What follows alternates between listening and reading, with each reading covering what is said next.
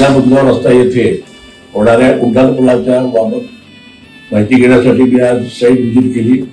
त्या ठिकाणी कोलगुड कन्स्ट्रक्शनचे कोलगुड तिथे हजर होते। त्या ठिकाणी पाणी गेले असं त्यांनी मला स्पष्टपणे सांगितलं की हा पूल पूर्ण झाल्याशिवाय रेल्वे गेट कुठल्याही परिस्थितीत बंद होणार नाहीये। आम्ही जे पियर ह्या रस्त्यावर येणार आहे त्यासाठी आम्ही पर्यायी शेजारी रस्ता डांबरी रस्ता करतोय, कुठलाही त्रास लोकांना होऊ नये या दृष्टीने आम्ही हे योजना केलेली आहे। आणि 100% जेव्हा हा पूल पूर्ण होईल त्यावेळेला रेल्वे गेट बंद करण्यात येईल आणि अंडरपासची पण आपण त्यात सोय आहे, अंडरपास पण करण्यात येणार आहे।